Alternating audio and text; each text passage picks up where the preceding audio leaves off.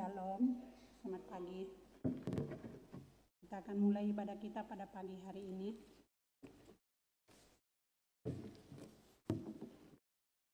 Haleluya, syukur kepada Tuhan bahwa selalu berlalu sangat cepat. Hari ini kita memasuki minggu ke-52.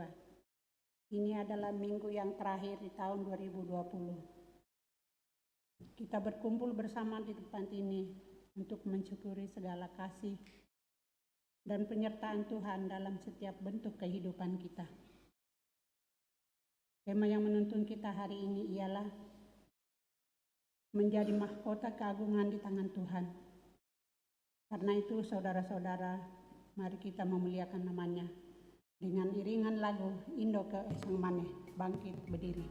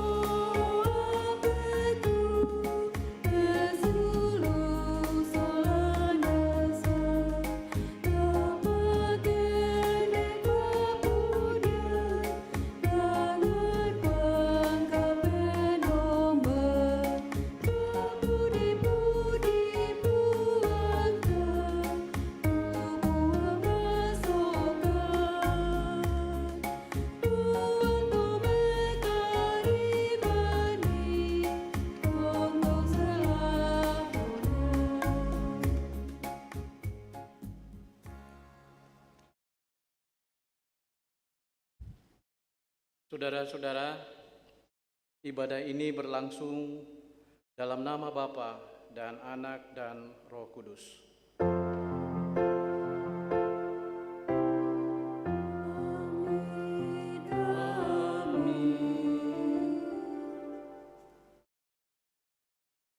Salam dari semua orang kudus kepada kamu. Kasih karunia Tuhan Yesus menuntun kita dalam ibadah ini. Salam bagimu juga. Silakan duduk.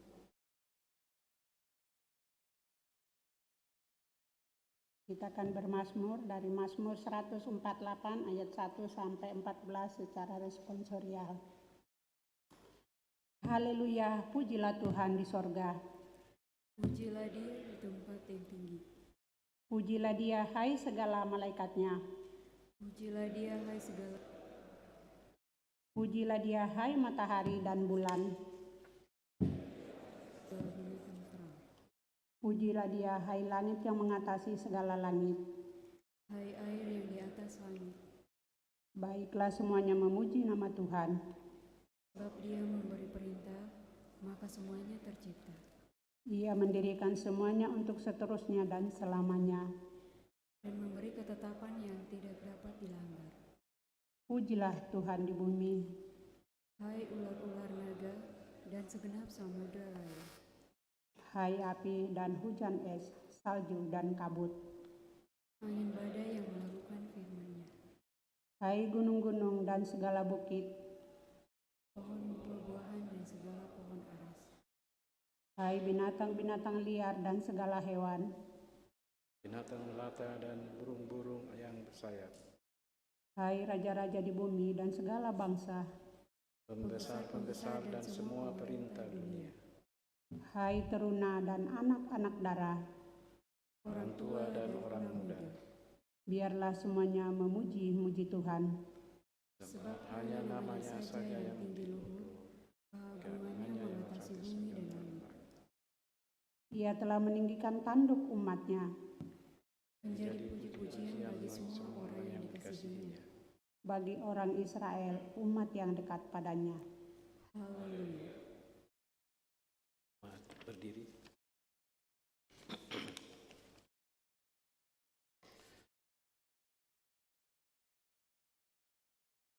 Mari kita bersama-sama mendengarkan perintah untuk saling mengasihi.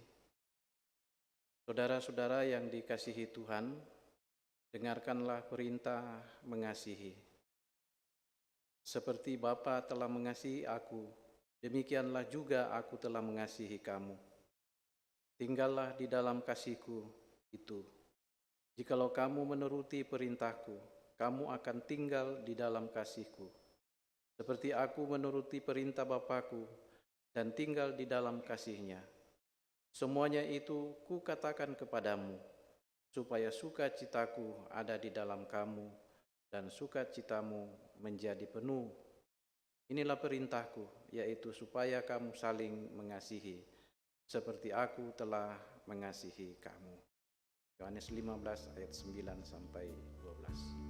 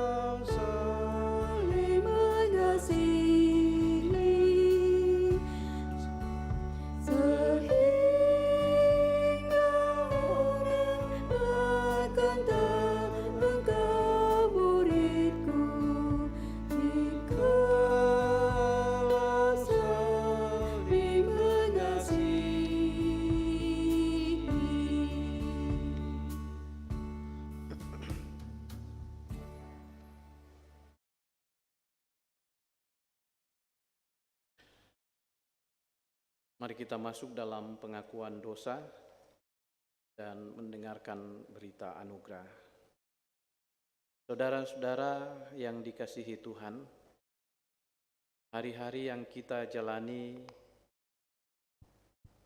begitu banyak tantangan yang seringkali membuat kita tak mampu untuk bertahan dalam kebenaran, dalam ketidaklayakan dan kelemahan kita.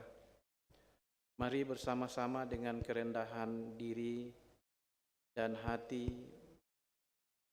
mengungkapkan kepada Allah, ya Bapa Surgawi, sebagai umat tebusan-Mu, kami yang sering melakukan sikap yang tidak berkenan kepadamu dalam kehidupan sehari-hari,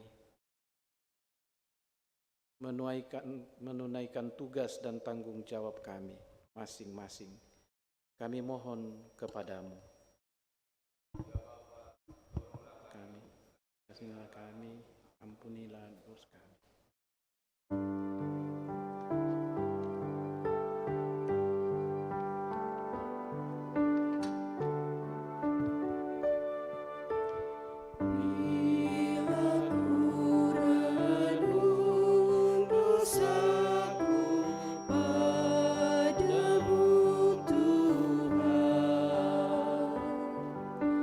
Yang berulang ku lakukan.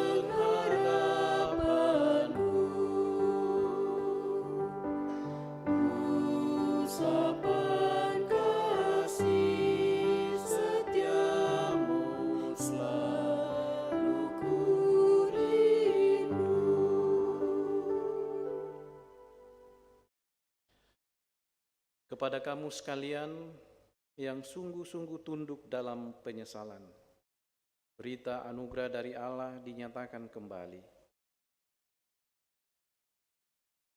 Kamu yang dahulu bukan umat Allah, tetapi yang sekarang telah menjadi umat-Nya, yang dahulu tidak dikasihi, tetapi yang sekarang telah beroleh belas kasihan. Pertama Petrus 2 ayat 10.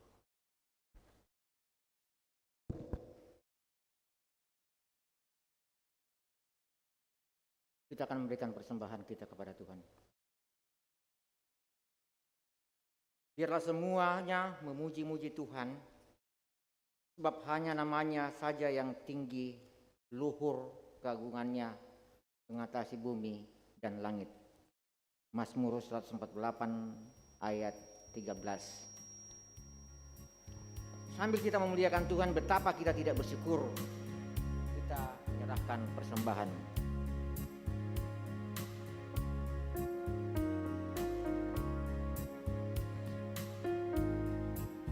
Betapa kita tidak bersyukur, bertanah air kaya dan subur, lautnya luas, gunungnya megah, menghijau padang, bukit dan lembah.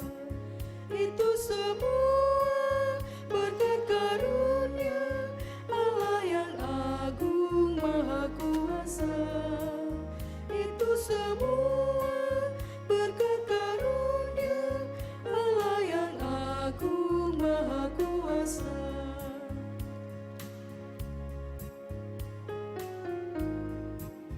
Alangkah indah pagi mereka, bermandi cahaya surya dan cerah, dinding kaki hijau burung tak henti, bunga pun bangkit harum berseri. Itu semua berkat karunia Allah yang agung maha kuasa.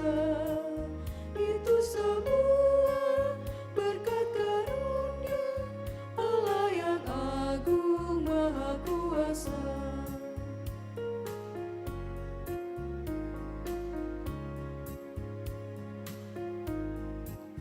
Bumi yang hijau, langitnya terang, berpadu dalam warna cemerlang, indah jelita, damai dan teguh, persada kita jaya dan teguh.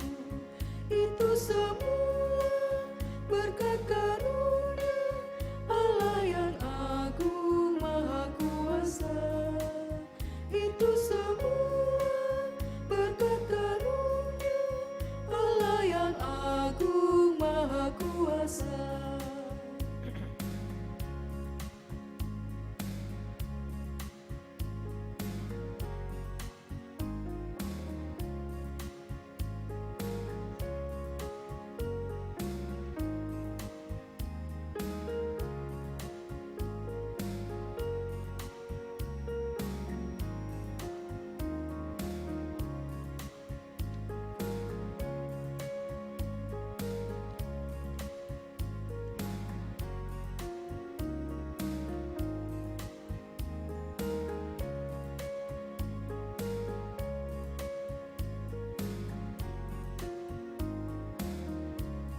Kita ulangi ayat pertama.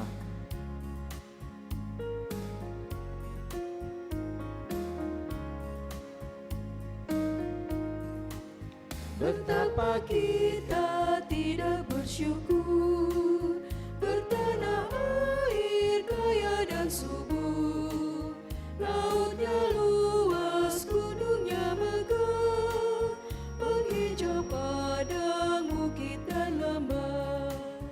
Itu semua berkat karunia Allah yang agung maha kuasa. Itu semua berkat karunia Allah yang agung maha kuasa. Ayat yang ketiga. bumi yang hijau, langitnya terang, berpadu dalam warna cemerlang, indah jelita, damai dan teduh, persada kita jaya dan teguh. Itu semua berkat karunia Allah yang agung maha kuasa. Itu semua berkat karunia Allah yang agung maha kuasa.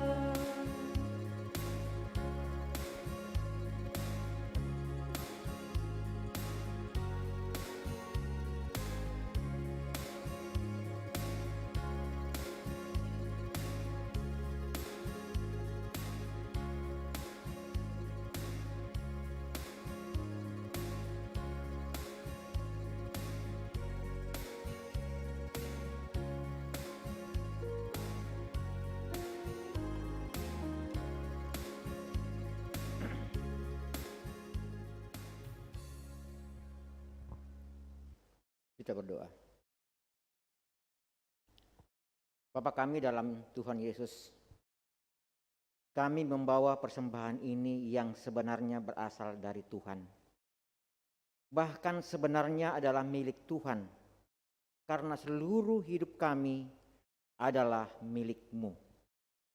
Kami mempersembahkan sebagian dari milik-Mu ini untuk dipakai dalam pekerjaan mewartakan Injil, baik secara lisan maupun tulisan. Kiranya pekerjaan Tuhan semakin meluas dan menjadi berkat bagi banyak orang. Terima kasih Bapa, dalam Kristus kami berdoa. Amin.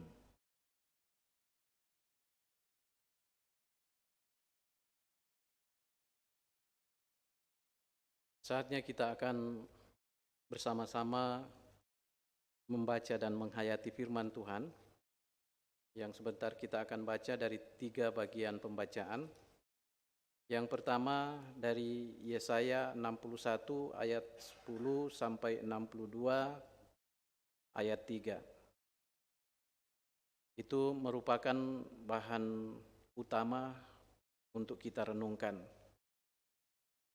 Kemudian bacaan yang kedua dari Galatia pasal 4 ayat 1 sampai 11 dan bacaan dari Injil yaitu Injil menurut Lukas pasal 2 ayat 21 sampai 40. Tapi sebelum kita membaca firman Tuhan, mari kita berdoa.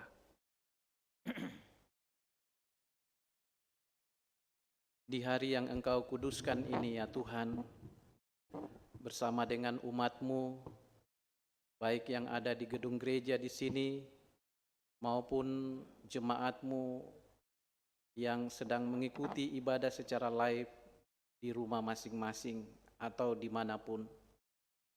Saat ini kami rindu lagi untuk mendengarkan firman-Mu. Firman kebenaran yang akan menuntun kami kepada jalan Tuhan. Kami mohon Roh Kudus-Mu untuk membimbing kami semua, pikiran kami, hati kami, bahkan kami semua, terlebih khusus hamba-Mu ini. Biarlah setiap firman-Mu yang telah kami baca dan renungkan bersama-sama saat ini, dapat kami pahami, dapat kami mengerti, untuk kemudian kami lakoni dalam hidup kami. Berfirman-Lah ya Tuhan, kami bersedia untuk mendengarkan sabda-Mu. Di dalam nama Yesus kami berdoa. Amin.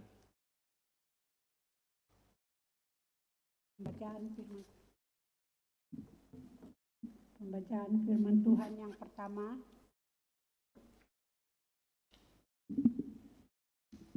yang terambil dari Yesaya 61 ayat 10 sampai Yesaya 62 ayat sampai 3.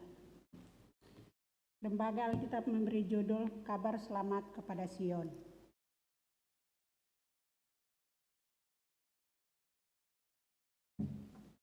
Aku bersukaria di dalam Tuhan, Jiwaku bersorak-sorai di dalam Allahku, sebab Ia mengenakan pakaian keselamatan kepadaku dan menyelubungi aku dengan jubah kebenaran. Seperti pengantin laki-laki yang mengenakan perhiasan kepala dan seperti pengantin perempuan yang memakai perhiasannya. Sebab seperti bumi memancarkan tumbuh-tumbuhan dan seperti kebun menumbuhkan benih yang ditaburkan, demikianlah Tuhan Allah akan menumbuhkan kebenaran dan puji-pujian di depan semua bangsa-bangsa. Oleh karena Sion aku tidak dapat berdiam diri, dan oleh karena Yerusalem aku tidak akan tinggal tenang, sampai kebenarannya bersinar seperti cahaya, dan keselamatannya menyala seperti suluh. Maka bangsa-bangsa akan melihat kebenaranmu, dan semua raja akan melihat kemuliaanmu, dan orang akan menyebut engkau dengan nama baru yang akan ditentukan oleh Tuhan sendiri. Engkau akan menjadi mahkota keagungan di tangan Tuhan, dan serban kerajaan di tangan Allahmu. Demikianlah sabda Tuhan.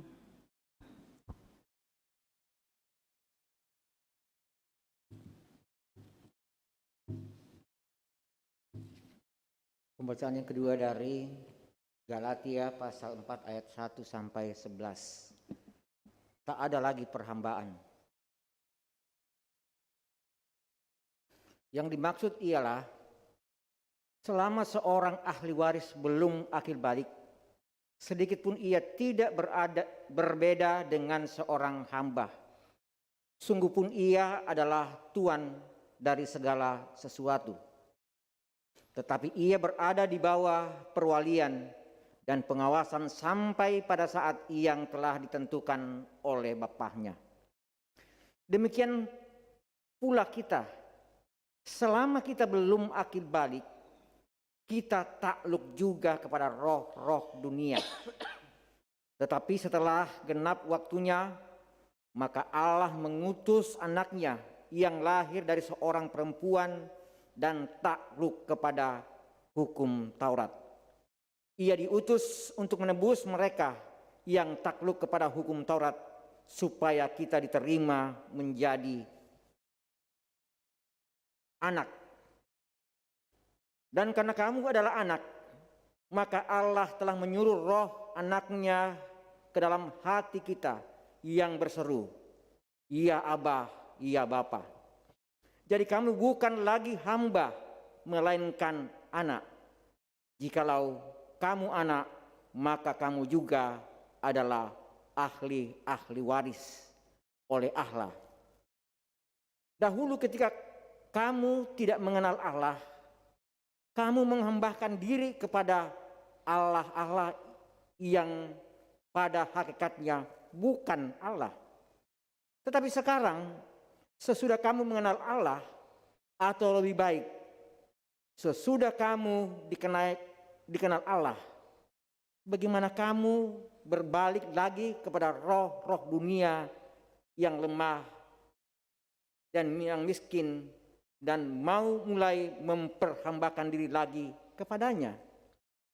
Kamu dengan teliti memelihara hari-hari tertentu, bulan-bulan, masa-masa yang tetap, dan tahun-tahun. Aku khawatir kalau susah payahku untuk kamu telah sia-sia. Demikian sabda Tuhan. Haleluya.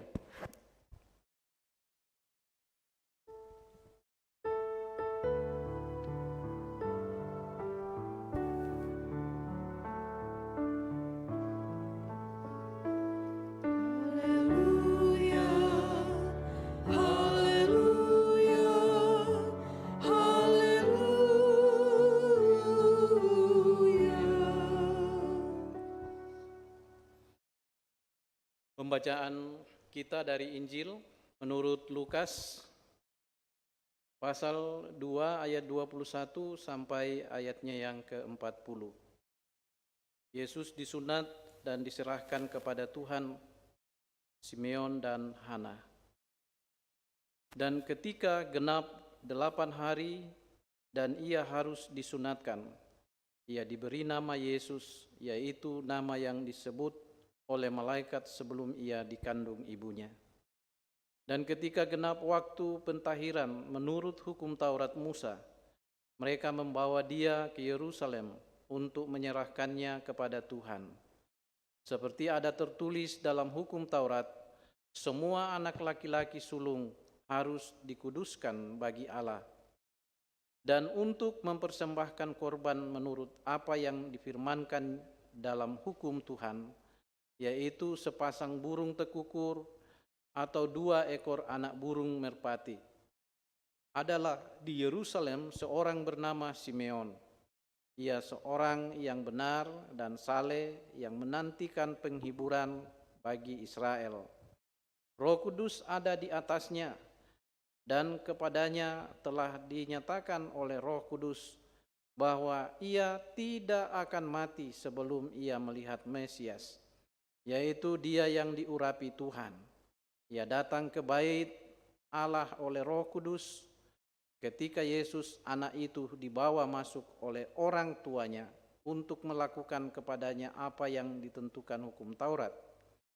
Ia menyambut anak itu dan menatangnya sambil memuji Allah, katanya, "Sekarang Tuhan, biarkanlah hamba-Mu ini pergi dalam damai sejahtera, sesuai dengan firman-Mu.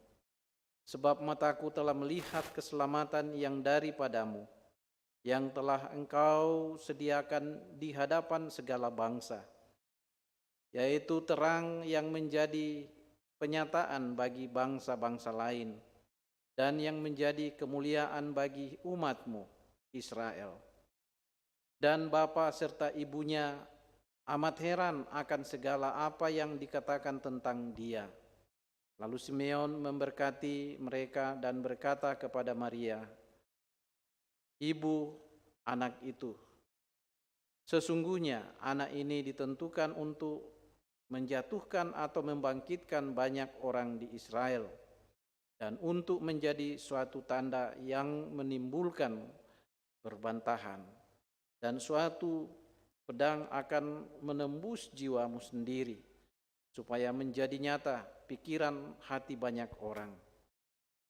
Lagi pula di situ ada Hana, seorang nabi perempuan, anak Fanuel dari suku Asher. Ia sudah sangat lanjut umurnya. Sesudah kawin ia hidup 7 tahun lamanya bersama suaminya. Dan sekarang ia janda dan berumur 84 tahun.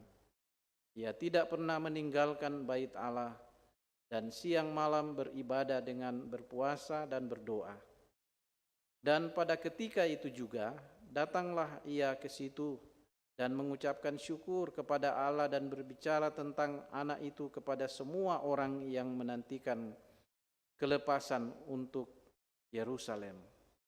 Dan setelah selesai semua yang harus dilakukan menurut hukum Tuhan, kembalilah mereka ke kota kediamannya, yaitu kota Nazaret di Galilea. Anak itu bertambah besar dan menjadi kuat, penuh hikmat dan kasih karunia Allah ada padanya. Demikian firman Tuhan. Alkitab Buku Mulia.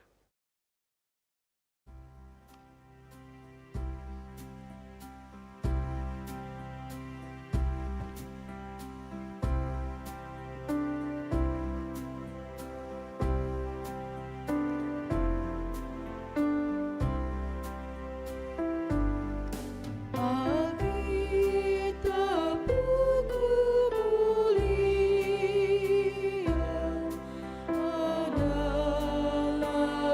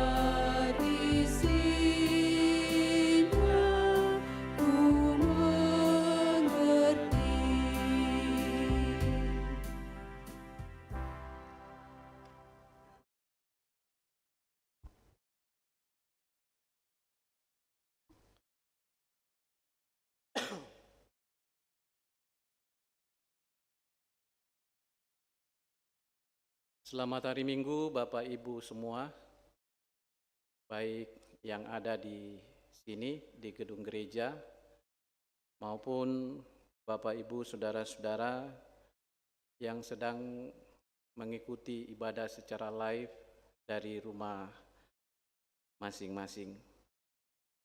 Shalom, salam sehat,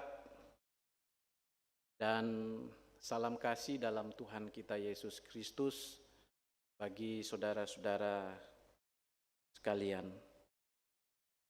Minggu pagi ini kita akan menghayati dan merenungkan lagi firman Tuhan dalam satu tuntunan tema menjadi mahkota keagungan di tangan Tuhan.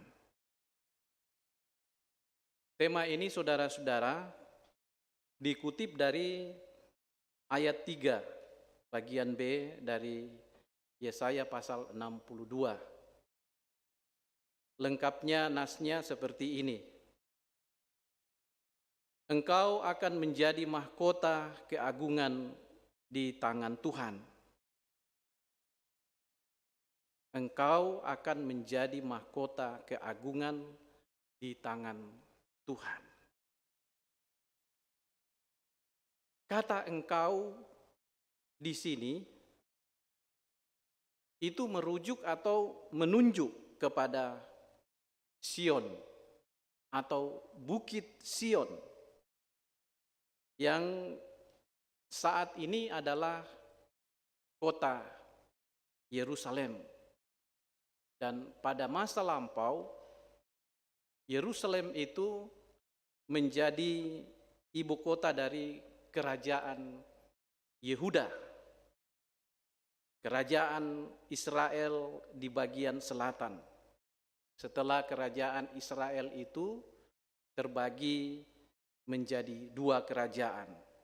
Di bagian utara, yaitu kerajaan Israel utara di daerah Samaria, yang pada waktu itu ibu kotanya Sikem, dan kerajaan Israel di bagian selatan, yaitu kerajaan Yehuda, yang ibu kotanya ada dua. Awalnya pada masa kepemimpinan Raja Daud itu di kota Hebron, lalu kemudian dipindahkan ke Yerusalem. Sehingga pada masa kerajaan Israel selatan, Yehuda, itu beribu kota di Yerusalem. Engkau akan menjadi mahkota keagungan di tangan Tuhan. Saudara-saudara, di sini ada janji. Janji kepada siapa? Dan siapa yang berjanji? Atau siapa yang menyatakan janji? Saudara-saudara, jika kita menyimak bacaan kita tadi di dalam kitab Yesaya, yang mengucapkan janji adalah Tuhan melalui hambanya Nabi Yesaya. Tuhan berjanji kepada Sion atau kepada Yerusalem atau kepada kerajaan Yehuda bahwa engkau akan menjadi mahkota keagunganku. Engkau akan menjadi mahkota Tuhan. Pertanyaannya, kenapa ada janji? Saudara-saudara, jika kita flashback atau jika kita kembali melihat kehidupan orang-orang Yehuda pada masa lampau, secara politis mereka sangat menderita. Menderita karena mereka sedang dikepung oleh musuh-musuh mereka dari berbagai arah. Baik dari utara maupun dari selatan. Dan dalam hal ini, Bapak Ibu Saudara-saudara, orang-orang Yehuda butuh pemulihan dalam kondisi dan keadaan yang sedang mereka alami. Mereka membutuhkan kekuatan untuk membantu mereka, untuk membawa mereka keluar dari permasalahan hidup yang mereka sedang hadapi pada waktu itu. Dan saudara-saudara, jika kita membaca pasal-pasal sebelumnya dari bagian firman Tuhan, bacaan utama kita hari ini dari Yesaya, ternyata ada kesadaran dari orang-orang Yehuda. Mereka menyadari bahwa kondisi dan keadaan yang mereka alami itu karena ulah mereka sendiri. Itu karena mereka mangkir dari Tuhan mereka. Itu karena mereka berontak dari hadapan Tuhan mereka. Mereka berbalik dari mengikuti Allah mereka dan menyembah kepada ilah lain. Itu juga diungkapkan oleh Rasul Paulus dalam bacaan yang kedua tadi. Dan ini dapat saudara-saudara lihat dari pasal sebelumnya, di pasal 59 ayat 12 dan 13. Nah, makanya Bapak Ibu Saudara-saudara, di dalam pasal 59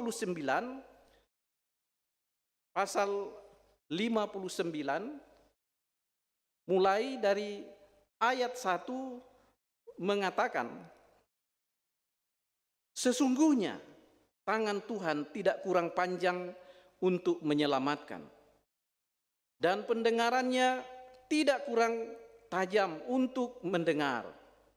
Tetapi yang merupakan pemisah antara kamu dan Allahmu ialah segala kejahatanmu, dan yang membuat dia menyembunyikan diri terhadap kamu sehingga ia tidak mendengar ialah segala dosamu. Jadi Bapak Ibu Saudara-saudara, di sini sangat jelas kepada kita bahwa yang melatar belakangi kesengsaraan dan penderitaan yang dialami oleh orang-orang Yehuda pada waktu itu karena ulah mereka sendiri. Karena mereka berbalik dari Tuhan mereka. Karena mereka berontak kepada Tuhan. Dosa-dosa mereka begitu sangat besar di hadapan Tuhan. Dan karena itu Tuhan membiarkan mereka. Di sini saudara-saudara, Tuhan sesungguhnya bukan tidak care, bukan tidak peduli kepada mereka. Tangan Tuhan bukan kurang panjang untuk menyelamatkan mereka. Dan pendengaran Tuhan bukan kurang tajam alias budak untuk mendengar jeritan mereka.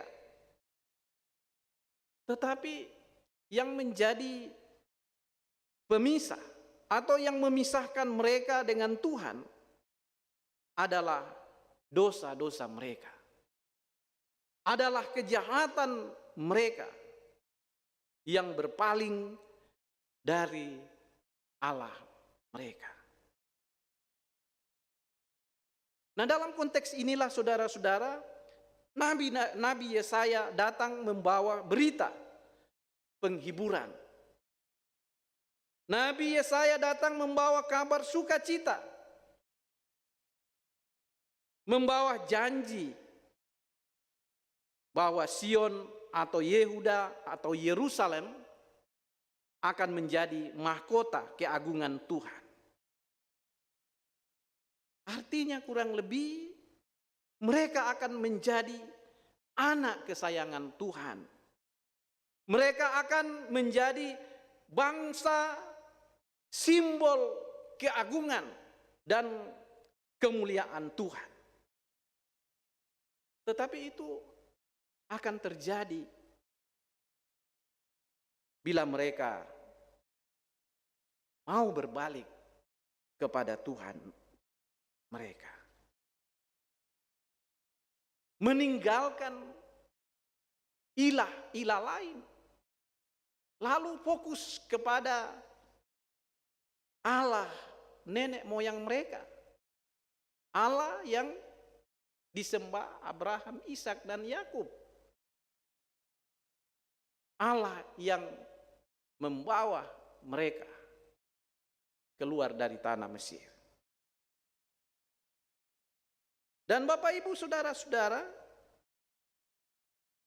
betul janji Tuhan itu digenapi di dalam kedatangan seorang Mesias atau seorang penyelamat. Mesias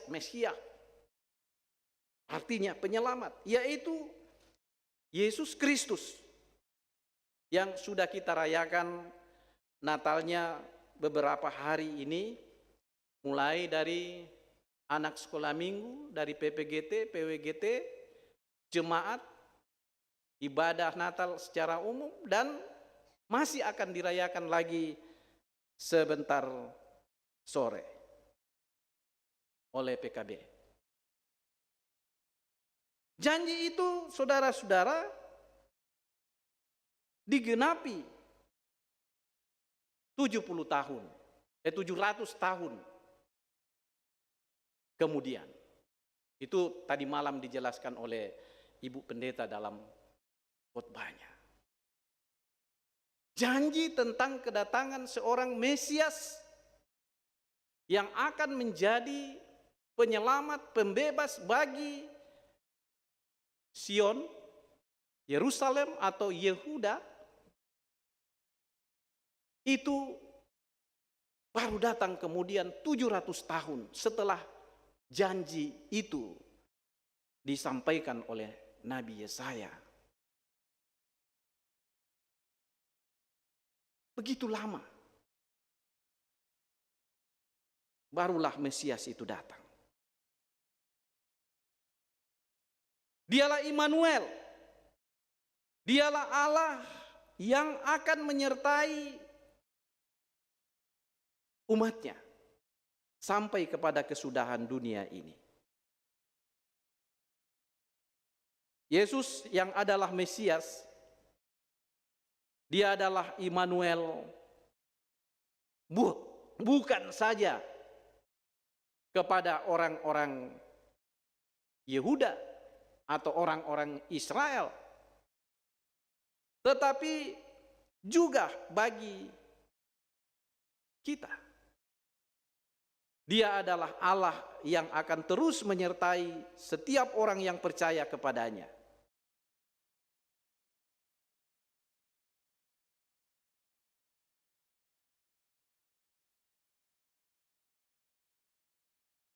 Dia adalah Immanuel.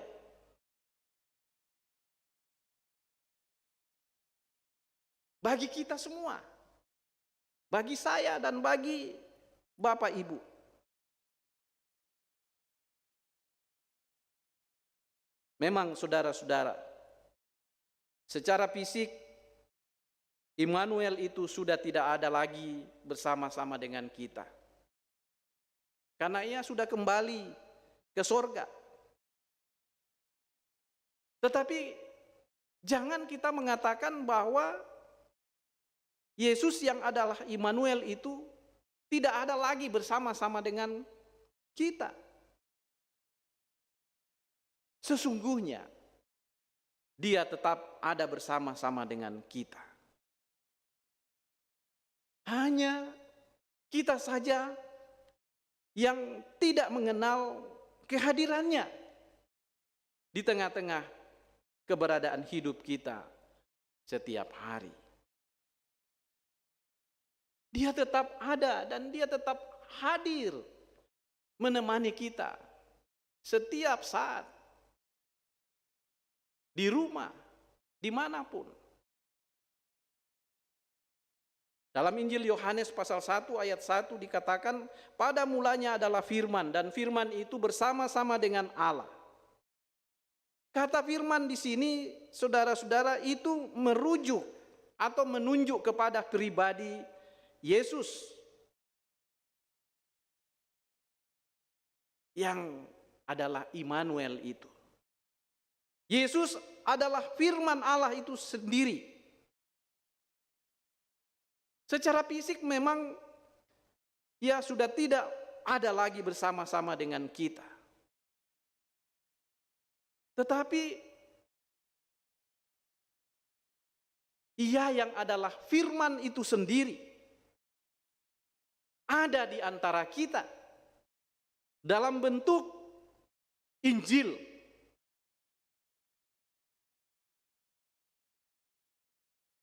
Di dalam Alkitab kita masing-masing. Injil Matius, Lukas, Yohanes. Matius, Markus, Lukas, dan Yohanes.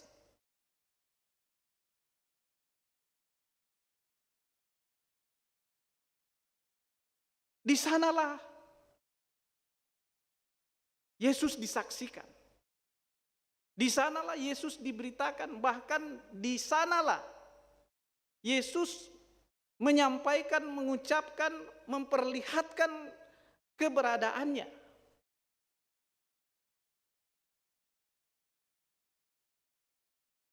Jadi sesungguhnya Immanuel itu ada bersama-sama dengan kita.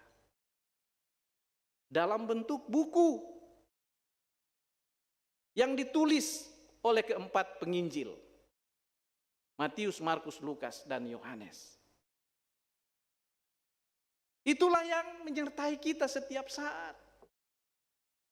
Secara fisik memang kita tidak lagi melihat Yesus yang adalah Immanuel sama seperti ketika Ia datang pada kali yang pertama. Hadir menyertai murid-murid, menyertai orang-orang percaya lainnya pada masa itu. Tetapi untuk kita yang ada sekarang ini, Immanuel dalam arti firman-Nya tetap ada bersama-sama dengan kita. Itulah yang saya katakan tadi atau yang saya maksudkan tadi, hanya kita saja yang tidak mengenal kehadirannya. Andai kata kita semua sadar dan mengenalnya, mau mengenalnya dari dekat, maka tidak ada waktu, tidak ada kesempatan bagi kita yang tidak kita luangkan, yang tidak kita isi dengan membaca Injil Kristus. Dan karena itu, kepada kita semua, agar Immanuel itu terus kita alami di dalam hidup kita, setiap hari, setiap saat, maka rajinlah membaca Injil Yesus Kristus yang telah ditulis oleh keempat penginjil, yaitu Matius, Markus, Lukas, dan Yohanes. Maka di sanalah kamu akan mendapat penyertaan dari Sang Immanuel itu.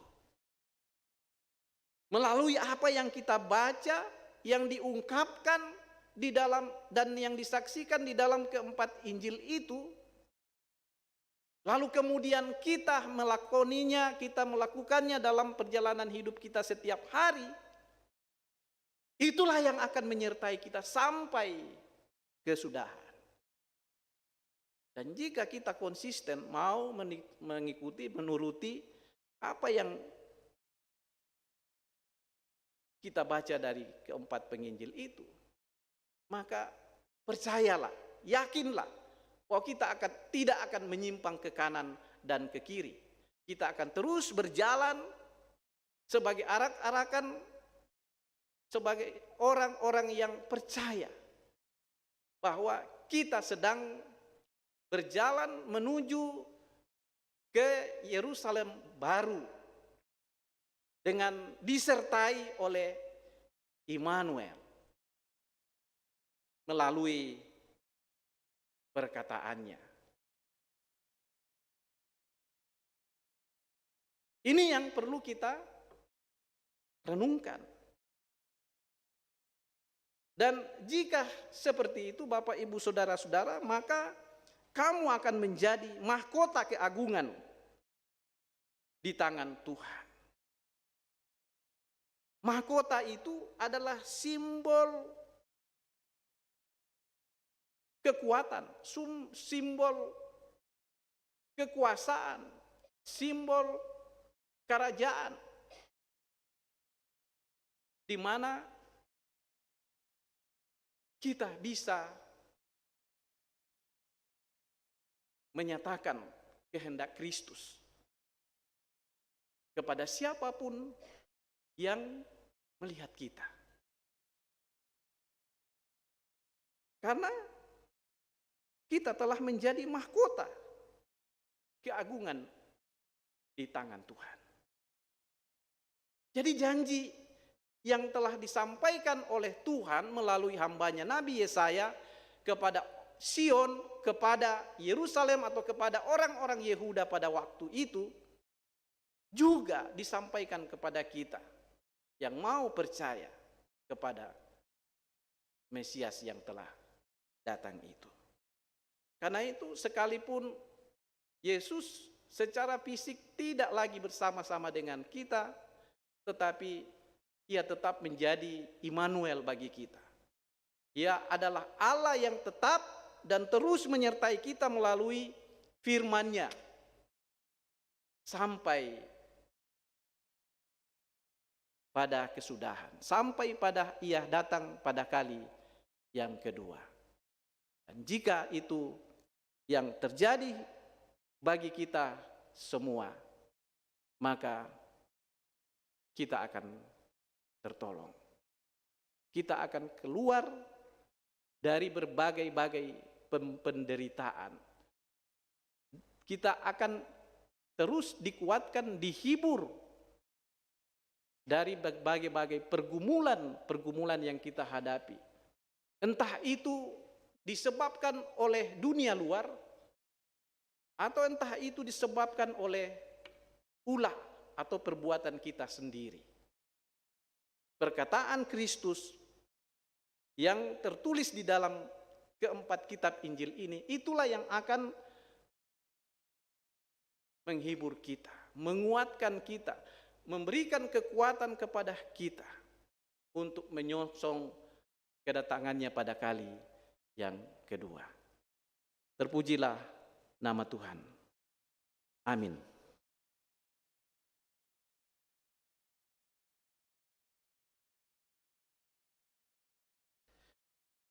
Bapak, Ibu, Saudara-saudara, mari kita masuk dalam ruang saat teduh.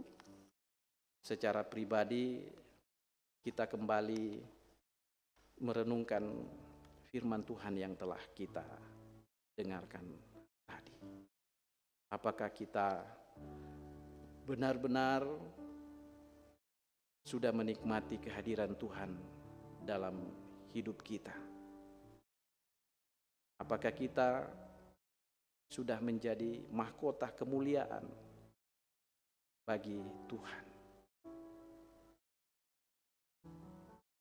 Yakinlah bahwa hanya ketika kita percaya dan mempercayakan seluruh hidup kita kepadanya, lalu meninggalkan kepercayaan kepada ilah-ilah lain, maka di sanalah penyertaan Tuhan akan kita alami.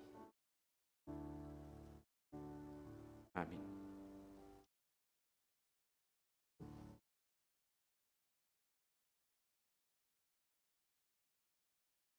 Sesuai dengan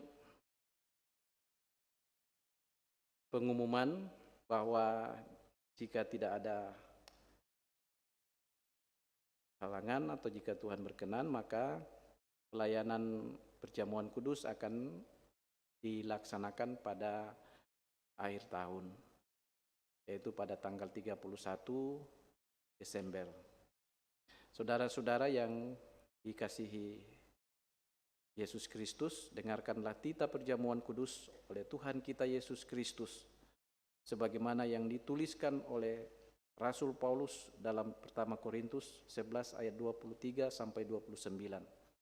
Sebab apa yang telah kuteruskan kepadamu telah aku terima dari Tuhan, yaitu bahwa Tuhan Yesus pada malam waktu ia diserahkan mengambil roti, dan sesudah itu ia mengucapkan syukur atasnya. Ia memecah-mecahkan dan berkata, inilah tubuhku yang diserahkan karena kamu. Perbuatlah ini menjadi peringatan akan aku. Demikian juga ia mengambil cawan sesudah makan lalu berkata, cawan ini adalah perjanjian baru yang dimeteraikan oleh darahku. Perbuatlah ini setiap kali kamu meminumnya menjadi peringatan akan aku. Setiap kali kamu makan roti ini dan minum cawan ini, kamu memberitakan kematian Tuhan sampai ia datang. Jadi barang siapa dengan cara yang tidak layak makan roti dan minum cawan Tuhan, ia berdosa terhadap tubuh dan darah Tuhan. Karena itu hendaklah tiap-tiap orang menguji dirinya sendiri, dan baru sesudah itu ia makan roti dan minum dari cawan itu.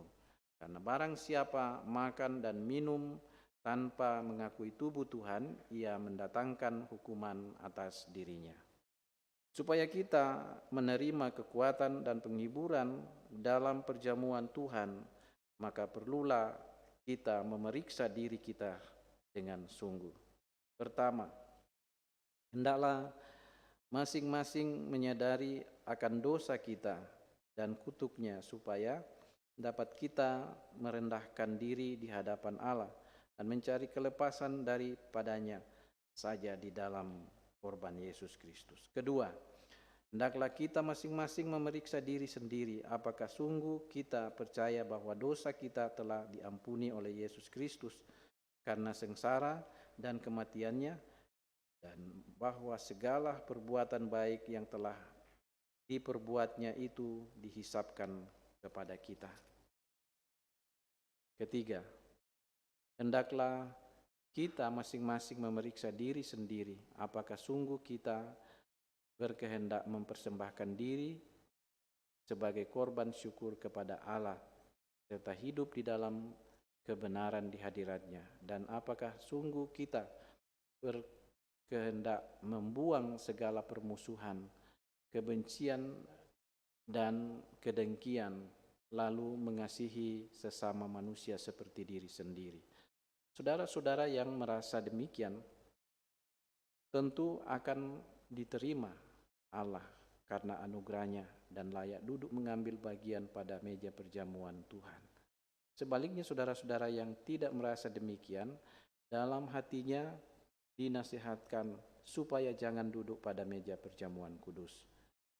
Nasihat ini ditujukan kepada saudara-saudara yang tetap mau bertekun di dalam dosanya, umpamanya yang menyembah berhala, yang memuja arwah-arwah dan makhluk-makhluk lain, yang percaya petenung, yang berzina, yang mencuri, yang menjudi, yang bersumpah palsu, dan yang tidak mengasihi sesamanya manusia dan sebagainya. Saudara-saudara yang hidup di dalam dosa dan mau tetap berkanjang di dalamnya, dinasihatkan supaya menegahkan diri daripada perjamuan kudus ini, supaya ia jangan mendatangkan hukuman atas dirinya. Kesemuanya itu bukan diharapkan akan menakutkan saudara-saudara yang berduka cita karena dosanya. Jangan kita beranggapan seolah-olah ketika kita hanya boleh mengambil bagian pada perjamuan kudus kalau kita tidak berdosa. Kita mengambil bagian dalam perjamuan kudus karena kita dilayakkan oleh Kristus yang telah mengampuni dosa kita, bukan karena kita sempurna. Jika kita berkata bahwa kita tidak berdosa, kita menipu diri sendiri. Jika kita mengaku dosa kita dan berniat sungguh-sungguh melawan kelemahan iman kita dan keinginan-keinginan yang jahat serta hidup menurut kehendak Allah, maka kita yakin dengan sungguh bahwa dosa dan kelemahan di dalam diri kita tak dapat merintangi kita untuk mengambil bagian dalam perjamuan kudus, sebab Allah menerima kita dalam anugerahnya. Mari kita satu di dalam syafaat. Kita berdoa. Kami bersyukur ya Tuhan atas perkenan-Mu yang telah memberikan ruang dan waktu kepada kami untuk berjumpa dengan Tuhan lewat ibadah bersama pada hari Minggu ini. Firman-Mu telah kami dengar, kami sangat terbatas untuk memahaminya, apalagi untuk melakoninya, tapi kami percaya bahwa kami memiliki Roh Allah di dalam diri kami yang akan terus menuntun, meyakinkan kami bahwa firman-Mu itu adalah suluh bagi kaki kami dan terang bagi jalan kami. Karena itu ya Tuhan, mampukan kami ya Tuhan dengan kekuatan Roh-Mu, sehingga setiap firman-Mu yang telah kami dengarkan benar-benar akan menjadi bagian dalam hidup kami untuk menuntun kami kepada jalan Tuhan. Ya Tuhan, kami berserah diri kepadamu, menyerahkan seantero kehidupan kami ke dalam ribaan tangan kasih-Mu. Dalam banyak kesempatan, dalam menjalani dan meniti kehidupan ini, khususnya di hari-hari belakangan ini, kami terus dihantui oleh mewabahnya COVID-19. Hingga saat ini ya Tuhan, wabah COVID-19 ini masih terus menjadi wabah yang kami akan terus waspadai. Karena itu ya Tuhan, kami bawa semuanya ini kepadamu. Tuhan, jauhkan wabah ini dari kami dan berikan kekuatan kepada kami untuk melawan virus corona ini, agar kami tetap kuat menjalani hidup kami, bekerja dan memuliakan Tuhan setiap hari. Tuhan, kami syukuri berbagai kasih dan nikmat Tuhan yang sudah boleh kami alami, baik itu melalui pertambahan usia bagi saudara-saudara kami yang Engkau tambahkan umurnya 1 tahun lagi sepanjang sepekan ke depan. Juga bagi saudara-saudara kami yang telah menikmati berkat-berkat Tuhan dari berbagai hal, karena pemeliharaan Tuhan dalam rumah tangga mereka sebagai suami istri, karena Tuhan telah memberkati mereka di dalam pekerjaan mereka, dalam usaha-usaha mereka, dan dalam pendidikan atau dalam studi anak-anak kami. Sempurnakan sukacita mereka dalam kasih-Mu, sehingga mereka akan terus menaruh pengharapan bahwa hanya di dalam Tuhan kami boleh menikmati hidup ini dengan baik. Ya Tuhan, kami berdoa untuk saudara-saudara kami yang saat ini sedang menderita dalam keadaan sakit, baik yang ada di rumah maupun yang ada di rumah sakit, yang sedang berobat jalan. Tuhan, tolong mereka semua, tolong kami semua, khususnya bagi saudara-saudara kami yang namanya tertera di dalam warta jemaat. Tuhan pulihkan, Tuhan berikan kesehatan, dan mampukan mereka untuk menghadapi penderitaan hidup yang sedang mereka alami. Kami percaya ya Tuhan, bahwa tidak ada yang mustahil di hadapan Tuhan bagi setiap orang yang percaya kepadanya. Perjuangan anak-anak kami dalam baku pendidikan. Tuhan berkati, berikan semangat kepada mereka untuk terus berjuang menjadi pribadi yang baik, agar anak-anak kami di kemudian hari semua akan sukses juga berhasil dalam hidup mereka. Mampukan kami sebagai orang tua untuk terus menuntun anak-anak kami kepada jalan yang benar, mendidik, menasihati, mengarahkan mereka dengan kesabaran, dengan ketaatan kepada firman-Mu, agar apa yang telah kami sampaikan kepada mereka akan memberikan umur panjang kepada mereka dan akan mendatangkan kesejahteraan bagi mereka bila mereka menaatinya. Bapa di sorga, kami berdoa untuk semua rencana-rencana kami, rencana jemaat-Mu, baik dalam pekerjaan, rencana untuk bepergian kemanapun. Tuhan sertai mereka semua. Rencana untuk menikah, khususnya saudara-saudara kami yang telah diwartakan dalam warta jemaat. Tuhan, biarlah mereka akan menjalani pernikahan mereka dengan baik. Bapa di sorga, kami juga berdoa untuk rencana perjamuan kudus yang akan dilaksanakan pada akhir tahun. Tuhan berkati, siapkan kami sehingga kami datang di hadapan Tuhan dengan penuh kekudusan. Pemerintah, bangsa dan negara kami terus doakan. Biarlah mereka dengan penuh hikmat menjalankan tugas mereka untuk mendatangkan kemaslahatan bagi seluruh masyarakat yang dipimpinnya. Kedamaian di bumi persada Nusantara ini terus kami bawa kepadamu. Tuhan, jauhkan kami dari kekuatan-kekuatan jahat yang akan meruntuhkan tatanan kehidupan berbangsa dan bernegara kami. Bapa di dalam sorga, ini kami yang datang membawa sejumlah permohonan kami, syafaat kami, dengan satu pengharapan Tuhan akan mengabulkan. Dengarkan kami yang datang berdoa kepadamu di dalam Yesus Kristus yang sudah mengajar kami berdoa bersama. Bapa kami yang di sorga, dikuduskanlah namamu, datanglah kerajaan-Mu, jadilah kehendak-Mu di bumi seperti di sorga. Berikanlah kami pada hari ini makanan kami yang secukupnya, dan ampunilah kami akan kesalahan kami, seperti kami juga mengampuni orang yang bersalah kepada kami. Dan janganlah membawa kami ke dalam pencobaan, tetapi lepaskanlah kami daripada yang jahat. Karena Engkau yang punya kerajaan dan kuasa dan kemuliaan sampai selama-lamanya. Amin. Kita akhiri ibadah ini, saya mengundang jemaat berdiri. Sebelum kita menerima berkat dari Tuhan, maka dengarkanlah terlebih dahulu petunjuk hidup baru dari Yesaya 2 ayat 3. Engkau akan menjadi mahkota keagungan di tangan Tuhan, dan serban kerajaan di tangan Allahmu.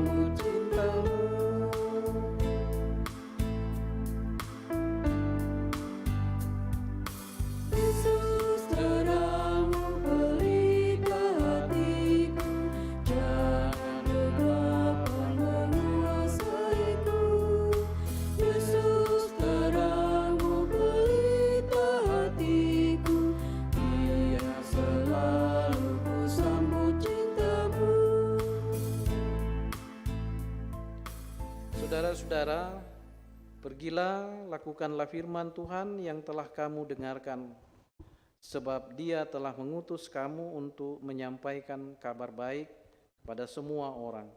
sehingga semua orang mengaku dan berkarya di dalam Tuhan. Saya siap menjadi pelaku firman Tuhan dan memberitakan kabar baik kepada setiap orang. Arahkan hati dan pikiranmu kepada Tuhan dan terimalah berkat-Nya. Tuhan memberkati engkau dan melindungi engkau. Tuhan menyinari engkau dengan wajah-Nya dan memberi engkau kasih karunia. Tuhan menghadapkan wajah-Nya kepadamu dan memberi engkau damai sejahtera. Amin.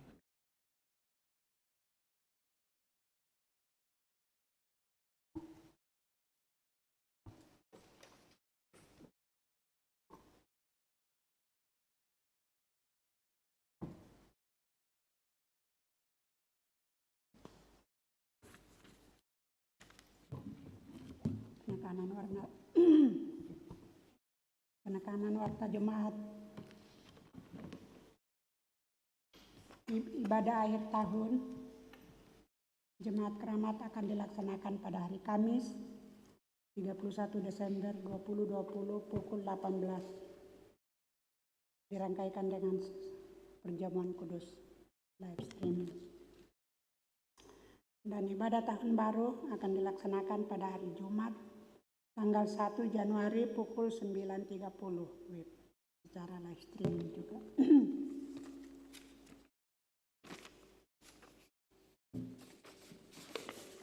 Niat nikah tadi udah didoakan, yaitu Saudara Yohanes Yehezkel Patanggo dengan Helen Ratelinggi pada hari Sabtu 9 Januari 2021 pukul 11 di Jemaat Keramat. Kegiatan baksos bagi anggota jemaat yang rindu berbagi kasih dapat menyampaikan langsung kepada majelis gereja atau diakonia dalam bentuk sembako atau yang tercantum berupa dana. Akan dilaksanakan pada tanggal 30 Desember 2020. Total paket 120, isi paket beras 2 kilo, gula 1 kilo, minyak goreng 1 liter, kecap 1 botol kecil, mie instan 5 bungkus.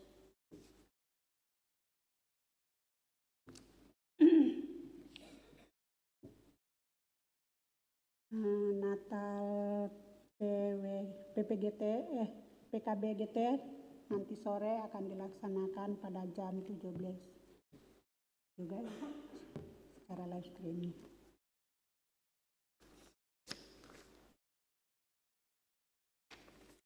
Untuk kita mengakhiri ibadah kita pada siang ini, kita menyanyi dari KJ 424 ayat 1 dan 4.